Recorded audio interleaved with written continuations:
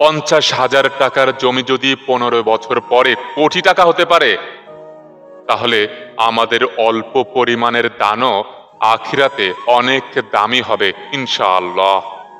দিন রাত একটাই চিন্তা আমাকে ঘুমাতে দেয় না, এত ভালোবাসার পরেও তোমাকে যেন কখনো হারিয়ে না ফেলি।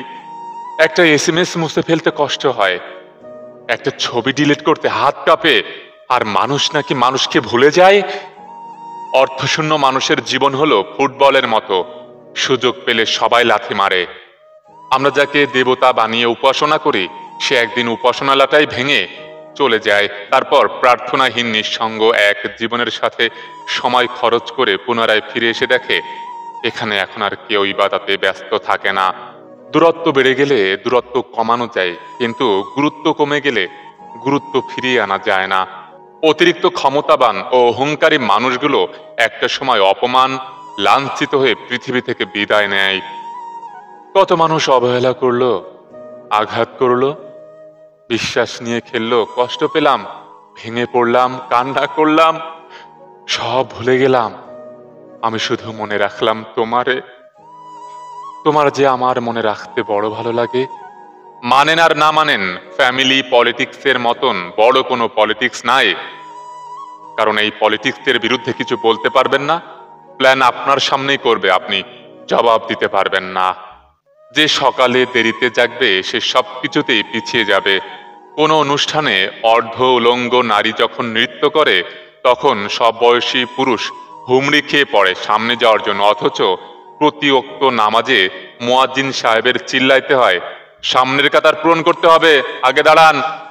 অহংকারের পতন খুব ভয়াবহ হয়। যাদের একদিন বলতে শুনেছি কত টাকা লাগবে, আজ তাদেরই দেখছি সেই টাকার জন্যই চরম মূল্য দিতে। টাকা আর রূপ নিয়ে অহংকার করার কিছু নেই। আমি প্রমাণ করতে চেয়েছিলাম সবাই ছেড়ে চলে যায় না।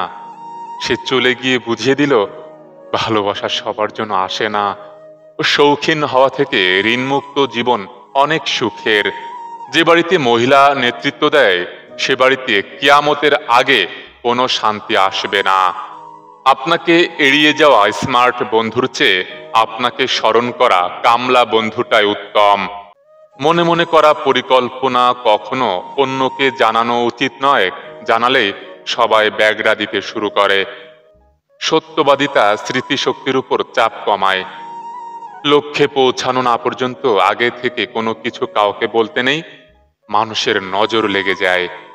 আপনি থেকে তুমি হওয়ার গল্পটা অসাধারণ, তবে তুমি থেকে আপনি বা তুই হওয়ার গল্পটা পাহাড় সমান অভিমানের। যে মেয়েটা তার পিরিয়ডের কথা তোমাকে সংকোচ ছাড়াই বলে দেয়, সে মেয়েটা সত্যি তোমাকে অনেক ভালোবাসে।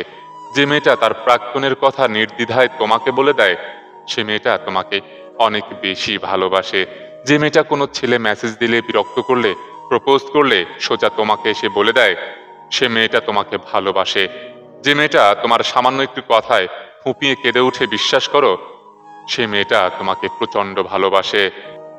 আগে মেয়েরা বিয়ের আগে চিন্তা করত জামাই কেমন হবে, এটা ভেবে ভয় পেত। বর্তমান ছেলেরা বিয়ে করার আগে চিন্তা করে মেয়েটা কেমন হবে। পুরুষ ভেঙে পড়ে অর্থ সংকটে, আর নারী তীব্র অবহেলায়। কাউকে মিথ্যা বলে খুশি করার চেয়ে সত্য বলে কাঁদানো ভালো। এতে হয় সে একটু কষ্ট পাবে, কিন্তু বিশ্বাসটা নষ্ট হবে না।